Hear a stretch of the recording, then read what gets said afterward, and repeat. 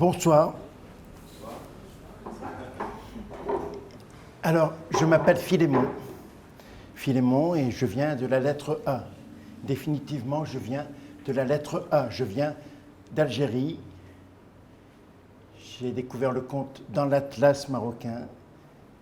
C'est un chemin d'amour pour arriver sur l'Atlantique, puisque je viens d'Arcachon. Et avec Hélène, j'ai rencontré Hélène qui vient de... La lettre A aussi, comme les Alpes. Voilà. Donc c'était normal qu'on se retrouve à Marseille. Hein? C'était vraiment très normal. Mais l'Atlantique m'a marqué, l'Atlantique me marque. L'Atlantique, c'est un saut sur le chemin. Un saut. Et j'ai toujours pensé aux bars de l'Atlantique, à ces cafés de marins. Dans l'Atlantique, à chaque port de marine, il y a des cafés. Et les cafés de marins, ils sont habités, quoi. Chaque semaine, il y a une nouvelle pêche qui arrive. Chaque semaine. Les gars du Nord, les gars du Sud, les grandes mers océaniennes, ils viennent de loin. Ça remplit l'espace du café. Et tous les pêcheurs y racontent les grandes pêches. Et dans le café, là où j'étais, il y avait cet homme avec une oreille droite qui manquait à droite. Alors il y a toujours un moment dans la soirée où un pêcheur était intrigué et vient vers lui en lui disant « Le vieux, tu veux pas nous la raconter, l'histoire de ton oreille là, qui manque sur le côté droit? On te paye toute ta tournée là sur la table et tu viens nous la raconter au bar. » Le vieux, ça l'emballe pas, enfin, il souffle en tout cas, il regarde désespérément le patron du café pour savoir s'il peut faire quelque chose. Et il fait rien, le patron du café. Alors il vient au bar, et puis on lui tire un tabouret haut, et il raconte. J'avais 5 ans, mes parents ils étaient pauvres. Alors il y avait le cirque qui passait dans le quartier. Ils n'avaient pas l'argent pour me le payer, le cirque. Je suis passé par-dessous la toile, je me suis infiltré dans les gradins et j'ai regardé les étoiles, le magicien, le clown, tout ça, la trapéziste là-haut. Ah, c'était bien, hein? Ah ouais, c'était bien. C'est la seule fois de ma vie où je suis allé au cirque. Et puis il y avait Paquito. Paquito avec son lasso. Ah, il était fort, Paquito. Il avait à côté de lui une assistante. Elle était en maillot de bain. J'ai jamais compris pourquoi elle était en maillot de bain, cette fille.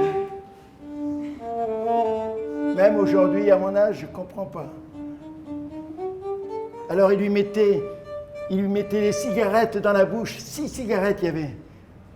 Et à chaque coup de fouet, il en enlevait une, et il les a tous enlevés. À la fin, elle avait la bouche. Parce qu'elle avait peur de perdre le nez, quoi, en fait. Mais c'était beau. Et à la fin du numéro, j'ai vraiment compris pourquoi elle était en maillot de bain. Ouais, quand même, hein. Et puis, il y a un copain de mon école, là, qui m'a fait un signe de l'autre côté du cirque. Alors moi, je lui ai répondu.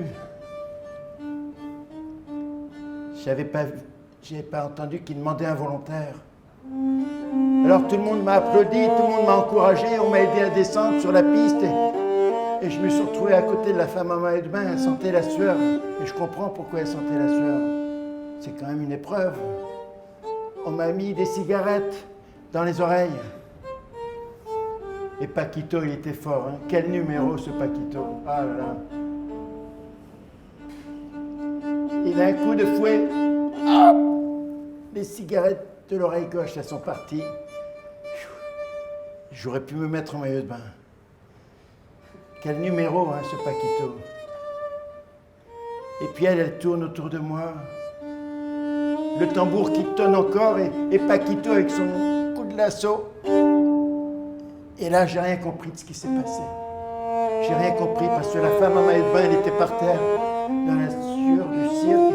Mon oreille, elle était à côté d'elle. Et puis, il y a des femmes dans le public qui se sont évanouies. J'ai rien compris, j'ai été emmené par les pompiers et dans la voiture des pompiers, mon père criait qu'est-ce qu'il foutait au cirque cet enfant et ma mère elle pleurait. Voilà, c'est comme ça que j'ai perdu mon oreille. Ne me le demandez plus, hein. Non, ne me le demandez plus cette histoire. Et il est parti. Mais dans les bars de l'Atlantique, chaque semaine, il y a une nouvelle pêche. Chaque semaine, il y a des marins différents. Là, c'est les marins du Grand Nord. Là, ils viennent du Canada. Ils ont fait le fleuve Saint-Laurent, les pêches à la baleine. Ils ont pêché la baleine du dernier regard. Tu la connais, la baleine du dernier regard? La beluga. Que celui qui harponne la beluga, le dernier regard avant qu'elle meure, le gars, il perd son âme. C'est ce qu'ils disent, les marins. C'est ce qu'ils disent, les pêcheurs. Et ça remplit le café. Et le vieux, il est buvard. Vous savez ce que c'est d'être buvard? Aspirer tout ça, quoi. Prendre l'encre des mots. Ouais. Et ça lui plaît au vieux, ça lui rappelle quand il était marin. Et puis il y a toujours ce moment où un marin s'intéresse à son oreille, là. Et le vieux, tu veux pas venir nous la raconter, l'histoire de ton oreille? Tu sais, celle qui manque sur le côté droit, bah oui, il sait bien de laquelle on parle. Allez, on te paie la tournée, là. Bon. Ça l'emballe pas, il souffle, il regarde le patron du café, là, désespérément, et l'autre, il peut rien. Alors on lui tire un tabouret haut et puis il s'installe. Ah, j'avais 8 ans. C'était le jour des pauvres. Dans le Pays Basque. Dans le Pays Basque, il y a ça, le jour des pauvres. Que sur la place de notre ville, une place de pavé avec une fontaine au milieu, tous les pauvres sont rassemblés. Alors ils sont en habit de semaine, en habit de travailleurs, hein, ils n'ont pas de rechange. C'est la première fois que j'y allais, moi, à la journée des pauvres, comme à la messe. Sauf que c'est pas comme la messe. Il y avait sur les balcons et les fenêtres là-haut, il y avait les femmes, elles étaient avec des chapeaux et des colliers. Et les hommes, ils avaient des chemises à jabot, comme ça se faisait. Par chez moi, il y avait ça, les chemises à jabot. Ça fait... vous ne connaissez pas, chemise à jabot? Ça fait fête, quoi, comme les confettis, ça fait fête. Et puis tout d'un coup, les riches qui se mettent à jeter des pièces d'argent sur la place. Ça faisait comme des confettis, mais sauf qu'on comprenait vite que certaines pièces, elles avaient été chauffées à la poêle. Ça se comprenait tout de suite parce que le premier qui touchait une pièce, il la faisait. Elle lui échappait, puis les autres se bagarraient avec lui pour récupérer des pièces. La journée des pauvres, c'est ça. On remplit nos poches, mais on est humilié. C'est ça que j'ai compris avec mes parents. On a vécu ça. Et moi j'avais vu une pièce, elle tombait pas très loin de moi. Sur le pavé, j'ai mis ma main. C'est chaud. Et puis il y a une dame qui a vu que j'étais tout petit, j'étais le plus petit des pauvres. Alors elle a essayé de me bousculer, elle avait une capacité pulmonaire énorme. Et puis avec sa poitrine, elle m'a envoyé valdinguer et j'avais quand même ma main sur la pièce. Et là, elle m'a arraché l'oreille avec sa bouche. J'ai lâché la pièce, quoi. Voilà. Mais ne me demandez plus cette histoire-là. J'en ai marre de raconter. Toi, tu peux jouer pour eux. Moi, j'ai plus envie de leur raconter cette histoire. Le vieux, il est parti. Il a refroidi l'ambiance, hein, c'est sûr. On a rangé les chaises. Et tout le monde est parti. Mais dans les cafés de l'Atlantique, vous savez, chaque semaine, c'est une nouvelle pêche qui passe. Là, c'est les Italiens. Les Italiens qui chantent leurs chansons populaires. Ah, ils font chanter tout le monde, les Italiens. On a envie de chanter avec eux, hein. Les chants populaires italiens. Puis ils racontent toutes les mers de Méditerranée. Ah. Et il y a toujours ce moment-là où il y a un marin qui a repéré le vieux et son oreille qui manque là sur la droite. Et le vieux, tu veux pas nous la raconter, l'histoire de ton oreille là qui manque? Allez. Alors il souffle, le vieux. Il regarde le patron du café désespérément, là. L'autre, il n'y peut rien. On lui tire un petit tabouret haut et puis il s'installe. J'avais 18 ans. C'était la Grande Guerre, dans les Vosges. Il fait moins 65 là-bas. Faut pas y aller là-bas. Moins 65 dans les Vosges. Que quand il y a un brouillard, tu tends ton bras, tu vois plus ta main. C'est ça les Vosges. N'y allez pas les gars. Les Italiens, ça leur parlait pas trop les Vosges. Voilà, on était dans une tranchée, il y avait les Allemands de l'autre côté. Et le capitaine, il nous a demandé de compter les canons des Allemands. Parce que j'étais le seul qui était bon à l'école. Les autres, ils n'étaient pas capables de compter. Et puis par moins 65, aller tenir une feuille et un stylo. Moins 65, je vous dis. On l'a fait, on s'est habillé en blanc. Il était malin, le capitaine. Il nous a habillés en blanc. On a traversé jusqu'aux Allemands là-bas. On a passé toutes leurs tranchées. On a noté les canons. Et puis après, comme il y avait ce brouillard, tu tends le bras, tu vois pas ta main. Alors du coup, avec le copain, on s'est pris dans les bras. On est tombé dans un trou d'obus et on a passé la nuit là-dedans. Il faisait froid que le matin, on était des bâtons le matin. Quand les copains nous ont marché dessus, on était durs. Ils nous ont emportés pour amener au capitaine. Ah, il était fier de nous, le capitaine. Un peu bonapartiste. Vous savez ce qu'il faisait, Bonaparte? Napoléon Ier. Sur les tableaux d'Austerlitz, on le voit. Il les aimait bien, ces grognards. Il leur touchait l'oreille en signe d'affection. Sauf que lui, là, cet idiot, à moins 65, mon oreille, elle est restée coincée dans ses doigts, quoi. C'est comme ça que j'ai perdu mon oreille. Hein. Ne me demandez plus cette histoire, j'en ai marre de la raconter. J'en ai marre de la raconter, puis il y a toujours quelqu'un dans le café qui rigole. Ça m'énerve. Voilà, exactement. Mais dans les cafés de l'Atlantique, chaque semaine, c'est une pêche différente. Là, c'est les Turcs et les Grecs. Les Turcs qui bossent fort et les Grecs qui cassent les assiettes. Ils montent sur la table, ils dansent, ils dansent. Puis il y en a toujours un dans la soirée qui a remarqué le vieux avec son oreille qui manque à droite. Eh ouais, parce qu'en plus, elle est du côté de la salle. Voilà. Il est entouré de verres et puis on vient le voir. Tu veux pas nous la raconter, l'histoire de ton oreille qui manque là? On te pète à tourner, le vieux. Ben, il y va. J'avais 22 ans. C'était après la guerre. Tous les copains, ils avaient la gueule cassée ou les jambes arrachées. Moi, j'étais le seul qui avait rien. Alors les filles, elles m'aimaient bien. J'étais promis à Adélaïde. Elle était blonde, Adélaïde. Blonde, à la peau claire, Adélaïde. Tout le monde nous disait qu'on allait bien ensemble. On avait déjà vu le curé, le maire, on avait vu tout le monde. J'avais le costume, elle avait la robe. Promis, c'est promis. Bon, ce qu'il y a à la danse, j'ai rencontré une brune. Elle avait tout ce qu'il fallait, là où il fallait, comme j'aimais. Et quand même, j'avais de l'émotion pour elle. Puis elle me disait, si tu te maries, je me poignarde, je me jette à la falaise. Elle me disait des choses comme ça. Moi, je voulais pas qu'elle meure comme ça, d'amour. C'est bête de mourir d'amour. Alors, un jour, j'ai décidé de dire la vérité à Adélaïde, qu'entre nous, ça ne serait pas possible. Alors, j'ai pris un courage, vous savez, le courage d'homme. J'ai pris 5% de courage d'homme. C'est beaucoup dans une soirée quand même. Hein.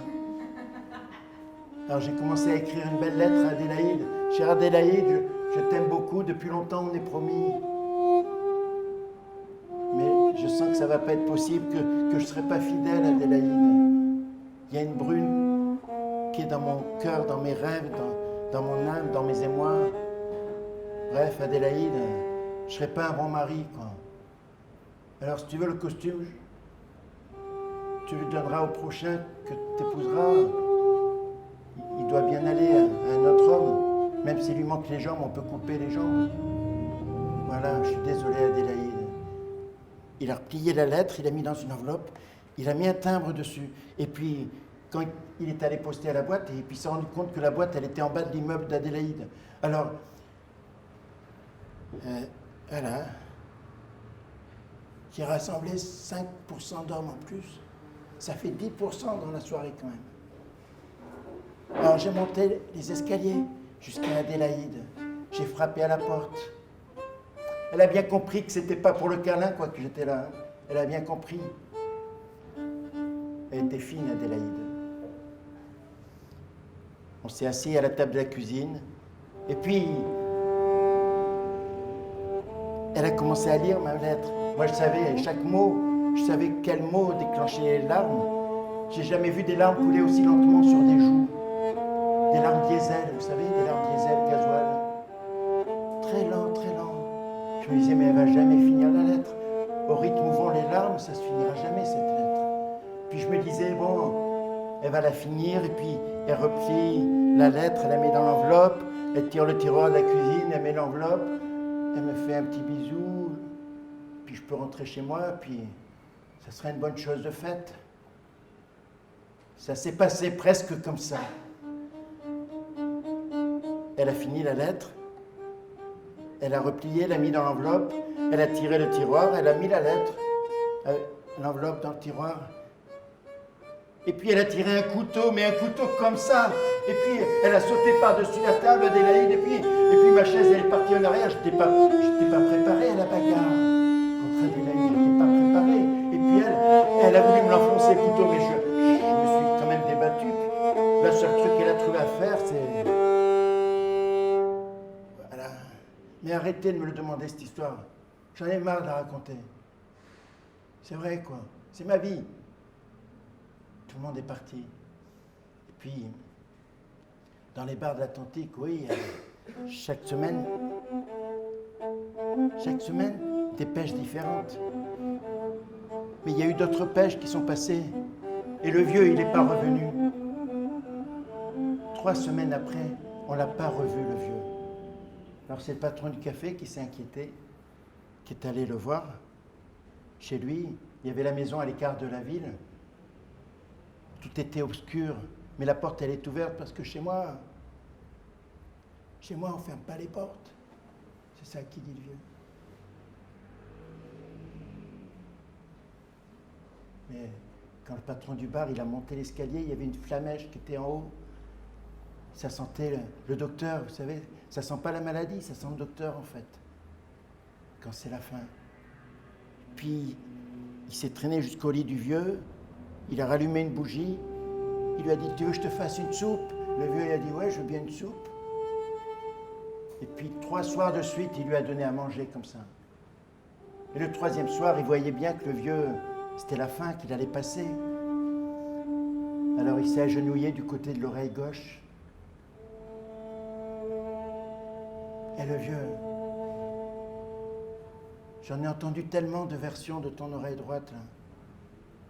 Si avant de mourir, tu pouvais me raconter la vraie histoire de ton oreille qui manque, je te jure, je ne dirai pas à personne. Le vieux, il a dit, bon, il a soufflé comme ça. Oh, pardon. Je n'ai jamais perdu mon oreille. Je suis né sans. Et il est mort. Je suis né sans. Et il est mort. Alors là, le patron du café, il était scié. Il rentre chez lui, il a appelé les pompiers quand même, on est venu chercher le corps. Puis quand il a vu sa femme à la maison, il lui a dit, tu te rends compte, il n'a jamais perdu son oreille. Il est né sans. Et il est mort. Ça alors, ça lui a trottiné comme ça pendant plusieurs jours. Puis un jour, les gendarmes sont venus le voir. Le patron du café lui ont dit, bon, il faudrait quand même qu'il y ait des papiers pour le mort, là, pour le défunt, comme ils disent. Et puis que vous nous donniez tout ce qui remplit le dossier administratif, quoi. Vous avez des pièces d'identité, tout ça. Et oui, il est allé voir chez le vieux, dans les tiroirs, il a fouillé, puis il a trouvé un tiroir où il y avait la carte de chasse, la carte de pêche, la carte de Toul, de football, carte d'identité. Il a bien regardé, même avec la loupe, hein. Sur toutes les cartes et sur toutes les photos, il avait 2 oreilles. C'est quoi la vraie?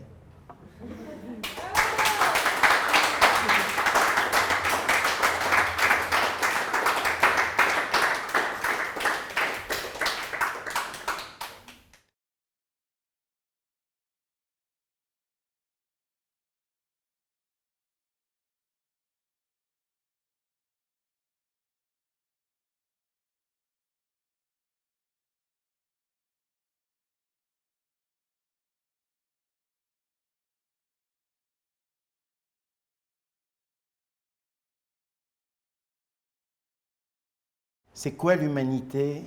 C'est quoi être homme et être femme? Si on remonte l'Atlantique, on arrive dans un pays où on verrait souvent les étoiles filantes. On verrait même des aurores boréales. S'il n'y avait pas autant de nuages dans le ciel. L'Écosse, il pleut tout le temps. Mais les étoiles filantes, elles sont sûrement très belles, hein. C'est là où il faut aller pour les voir. Mais personne ne les voit jamais. Et dans ce pays, il y avait un seigneur du manoir. Il était bon, un homme bon avec un sourire horizontal. Ah là, je le vois, le sourire horizontal. Là, il y en a un, voilà, comme ça. Fait comme ça, c'est bon, c'est un beau sourire horizontal. Voilà, merci. Et puis, le seigneur du manoir, depuis qu'il est revenu de la guerre, il a décidé de rassembler tous les gens des villages alentours des 3 vallées. Il a décidé d'organiser chaque mois la soirée de la grande menterie,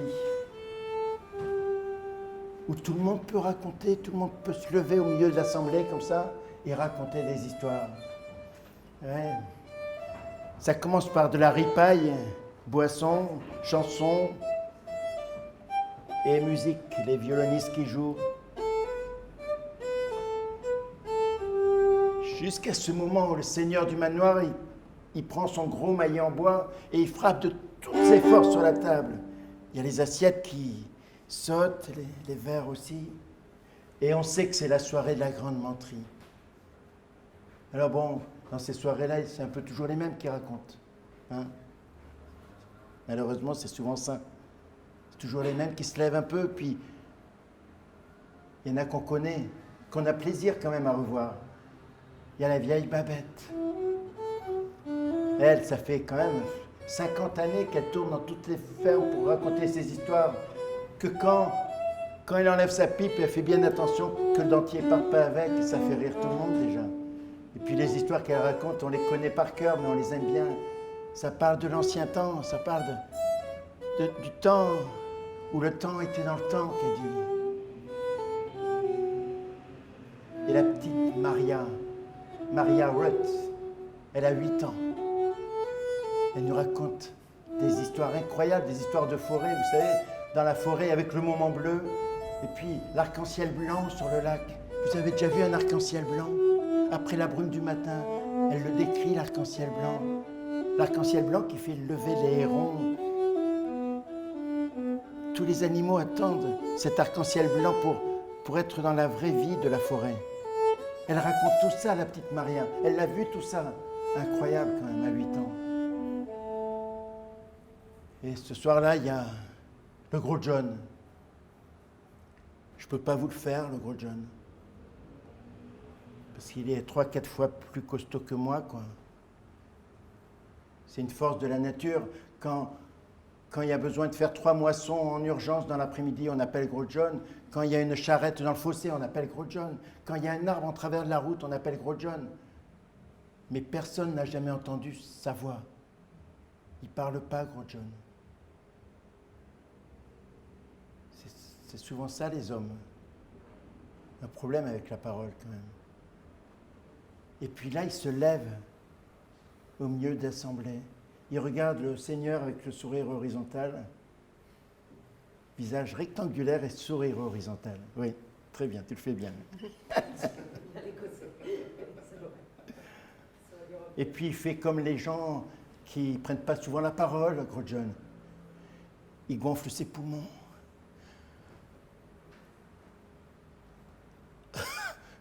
ça sort pas. Alors on encourage le seigneur du manoir, tout le monde. Allez, gros John, tu nous la sors, ton histoire, gros John. Allez, vas-y, gros John. Alors il se met de nouveau. Il gonfle encore ses poumons. Oh, ça sort pas. Ça sort pas, je suis désolé, ça sort pas. Puis c'est le seigneur du manoir, c'est un homme bon. Il vient prendre gros John par l'épaule. Il dit, c'est pas grave, gros John, c'est pas grave. Tu vas aller me rendre un service. Ça lui parle à gros John, rendre un service. Tu vas vider ma barque, elle est pleine d'eau là, au lac. Comme ça, demain, je pourrai aller à la pêche. Et quand tu reviens de l'avoir vidée, tu nous racontes ton histoire. Allez, gros John. Il ne se fait pas prier pour ça, gros John. Ça, il sait faire. Depuis tout le temps, il sait faire. Il a mis son gros manteau en cuir, son chapeau en cuir. Il a des bottes et un pantalon en cuir. Des trucs de paysan, quoi. Des trucs qu'il a depuis tout le temps, avec quoi il travaille. Et il ouvre la porte du manoir. La couleur, c'est noir.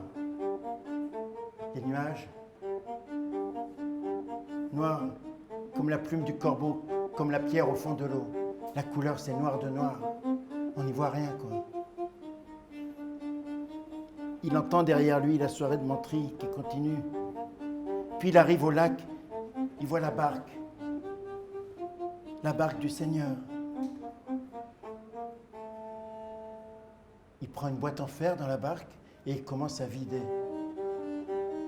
À écoper, écope, gros John, écope, gros John. C'est son mot d'ordre, ça. Écope, gros John, écope. À vider cette barque. De temps en temps, il vérifie avec son pied si les planches sont sèches, mais elles ne sont pas assez sèches. Alors il continue à racler l'eau devant et derrière la barque. Et puis à un moment, il va vérifier si les planches sont sèches, mais son pied s'enfonce dans une planche pourrie et sa tête part en arrière.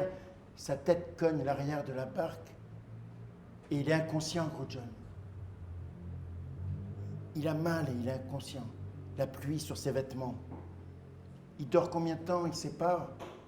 Ce qui va le réveiller, c'est la lumière bleue derrière les paupières. Vous savez que derrière les paupières, on est tout seuls, tous. On est toujours tout seul derrière nos paupières. Il le sait, gros John, depuis qu'il est tout petit. Il est derrière ses paupières. Et là, derrière ses paupières, il sent le moment bleu. Vous connaissez le moment bleu? Vous ne connaissez pas le moment bleu? Voilà, petite Maria, vous l'aurez raconté, le moment bleu. Le moment bleu dans la forêt, c'est quand les oiseaux de nuit sont endormis et les oiseaux de jour ne sont pas encore réveillés. C'est un moment de silence. Et quand vous le sentez, le moment bleu, quand vous vivez ce moment de silence, il dure quelques secondes, mais il dure une éternité et il change votre vie. Et gros John, il le sent là, derrière ses paupières, que c'est le moment bleu. Il sent la luminosité bleue sur ses paupières. Il sent le silence, il entend ce silence. Il se passe quelque chose, il le dit. Il se le dit. Il n'a pas le temps de s'attarder sur le moment bleu, parce qu'il y a un homme là-bas, un homme qui casse le moment bleu, qui arrive en chantant. Il chante sur le chemin, cet homme. Et gros John entend même qu'il y a un chien qui tourne autour de l'homme. Il entend tout ça, gros John. Et cet homme s'approche de la barque. Alors gros John ouvre les yeux, se redresse sur la barque, et puis il voit que ses jambes, à la place du pantalon en cuir, il a une petite jupe bleue et ses jambes sont nues. Et à la place des grosses bottes de cuir, il a des petits mocassins bleus. Il prend peur, gros John, parce qu'il voit à côté de lui un sac qu'il ne connaît pas. Puis il ouvre ce sac, puis dans ce sac, il y a un petit boîtier qu'il ouvre. Et dans ce boîtier, il y a un miroir. Et dans ce miroir, il y a la plus belle jeune fille qu'il a jamais vue de sa vie. Et cette jeune fille, c'est lui. Il n'a pas le temps de réaliser ça parce que l'homme qui chante arrive, s'approche sur la berge et il interpelle gros John, Mademoiselle, il fait bien froid pour être dehors. Vous devez avoir froid, vous êtes jambes nues. Mademoiselle, vous vous appelez comment, mademoiselle? Vous vous appelez comment? Gros John. C'est tout ce qu'il trouve à dire. Gros John. C'est pas banal. Et l'homme va faire un geste incroyable dans la vie de Gros John. Il prend son avant-bras, il lui fait traverser entre la barque et la berge. Et puis il va lui mettre son manteau sur les épaules pour pas qu'il ait froid. Il est rassurant, cet homme. Il est rassurant. Il lui dit, vous allez dormir chez moi, mademoiselle. Moi, je vais travailler dans la forêt. Et vous, je vais vous mettre au chaud. Puis lui, il se laisse faire, Gros John. Il est bien avec cet homme-là. Il est tranquille. L'homme l'amène jusqu'à la maison. Il y avait le feu qui chauffait. Il y a une soupe, une odeur de soupe sur le feu. Et l'homme met Gros John dans le lit, dans la couette. Et il repart travailler. Et Gros John l'entend chanter sur le chemin. Il aime bien ça, Gros John. Un homme qui chante. Il s'effondre dans le lit. Il s'effondre dans ses rêves, dans sa vie. Des fois, on est en précipice dans sa propre vie. Et on plonge. C'est ce qu'il a fait, Gros John. Et ce qu'il réveille le soir, c'est le bruit des assiettes, le bruit des verres. Puis cet homme qui chante. Toujours il chante. C'est nouveau pour Gros John. Puis le chien qui tourne autour de la table, qui attend que Gros John se réveille. Et Gros John se lève, il vient manger. Il n'a pas grand-chose à dire, Gros John. Il n'a jamais eu grand-chose à dire. Il n'a jamais eu rien à dire. Mais il écoute les mots de cet homme-là. Cet homme qui lui raconte la forêt. Mais il lui raconte des choses qu'il connaît. Sauf que lui, il les raconte, il sait en parler, quoi.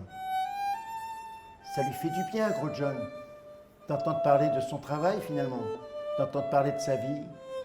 Comment il chasse le renard, comment il nourrit les oiseaux aussi, comment il prend soin de la nature. C'est tout ce que fait Gros John. Il y a donc quelqu'un qui fait ça aussi, mais lui, il le fait en chantant et il est capable d'en parler, lui. C'est ça qui se dit, Gros John. Le soir, Gros John dort dans le lit. L'homme, il prend le banc près de la cheminée, là où c'est chaud. Et de soir en soir, c'est comme ça que ça se passe. De soir en soir, c'est l'homme qui parle surtout, qui dit des choses qui plaisent à Gros John. Et puis l'homme va dormir sur le banc près de la cheminée.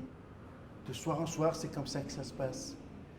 Et puis il y a ce soir où l'homme est revenu du travail, l'homme qui chante. Il est bien, Gros John, avec cet homme. Il est tranquille, c'est une présence qui le rassure. Parce qu'il a toujours vécu seul, Gros John.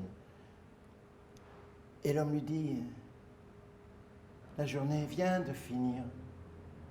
Je n'ai rien à faire. Je viens de couper du bois. Tu as fait le repas, Gros John. J'ai ramené avec moi quelque chose à raconter. Des choses qui ont fasciné mes yeux buvards. D'abord, cette fourmi qui prenait des sacs de rêve et l'oiseau qui se posait sur le roseau, qui se courbait d'affection. Et il chante, cet homme. Il a les mots, hein, le pouvoir des mots sur le mouvoir des peaux, l'émoi des corps. C'est ça qu'il va connaître, Gros John. L'émoi.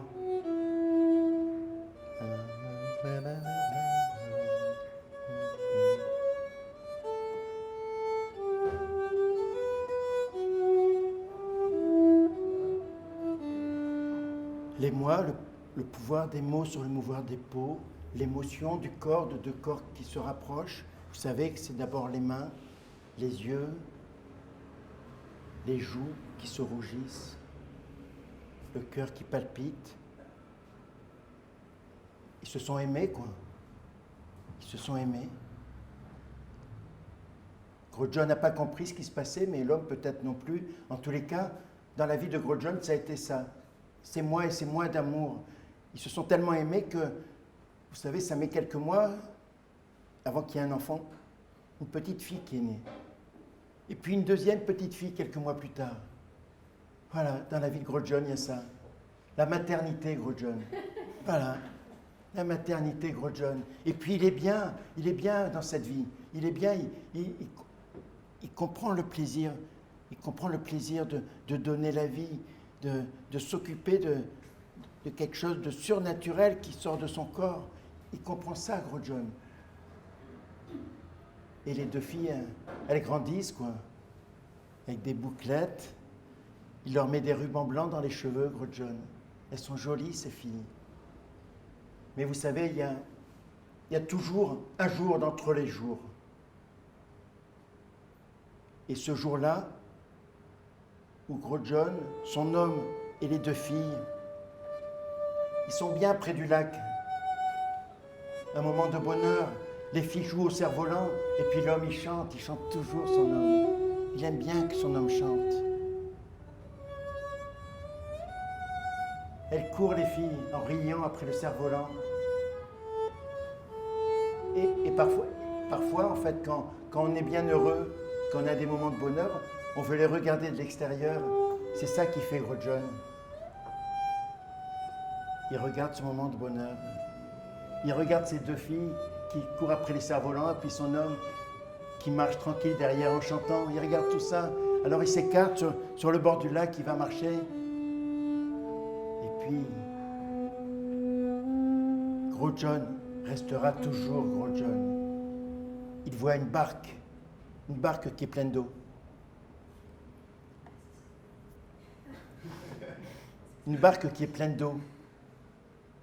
Et Gros John, il pense tout de suite à la personne qui ne pourra pas aller pêcher le lendemain. Alors, il monte immédiatement dans la barque. Il entend encore son homme qui chante, hein. Mais lui, il est dans la barque, il a trouvé une boîte en fer et il écope. Il vide toute l'eau qu'il peut vider, à l'avant, à l'arrière. Il racle. De temps en temps, il vérifie avec son pied que les planches sont sèches, et puis c'est toujours pas sec, il continue. Il entend son homme qui chante, les filles qui rient là-bas. Et puis quand il enfonce son pied sur la droite, son pied s'enfonce et la tête part en arrière et il devient inconscient. Il ne sait pas combien de temps il est resté comme ça dans la barque. Il ne sait pas combien de temps. En tous les cas, ce qui va le réveiller, c'est les rires. Les rires. La soirée de la Grande Menterie, il y pense tout de suite à la soirée de la Grande Menterie. Et puis ce qu'il entend surtout, c'est la pluie sur ses pantalons, sur son chapeau, sur son manteau. Il entend tout ça. Puis la couleur, elle est noire. C'est noir. Ça fait longtemps qu'il n'avait pas vu un temps aussi noir. Immédiatement, il a compris, Gros John. Alors, il se lève immédiatement. Il va vers le manoir. Il défonce la porte du manoir. Et au milieu de tout cela, devant le Seigneur, au sourire horizontal, « Qu'est-ce que vous avez fait de mon mari et de mes enfants? Mon mari, mes enfants !»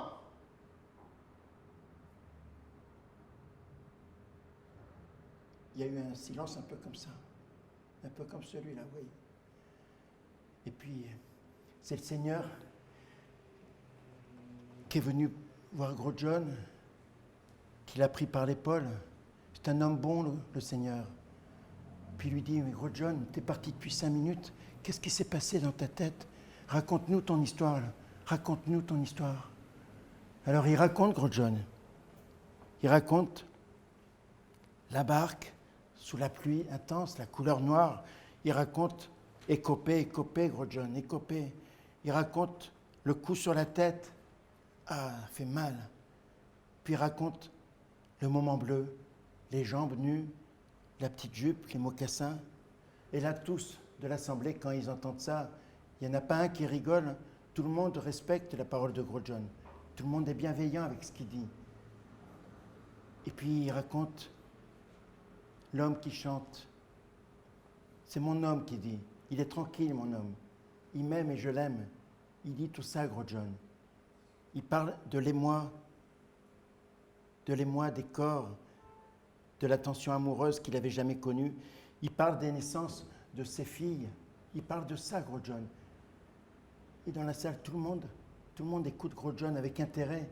Et puis, il raconte ce jour où une autre barque sur le lac, et puis le coup sur la tête, et me voilà. Et le Seigneur, il lui dit, mais il y a encore quelque chose, gros John, que tu n'arrives pas à dire. Vas-y, gros John, tu peux nous le dire. Il cherche, gros John, dans sa tête. Et puis, il se souvient de ce qu'il aime dans son homme.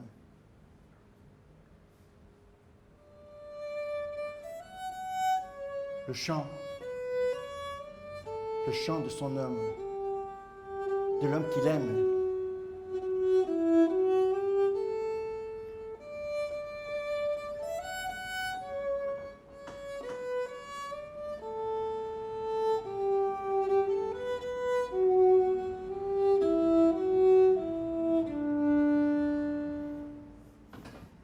Merci.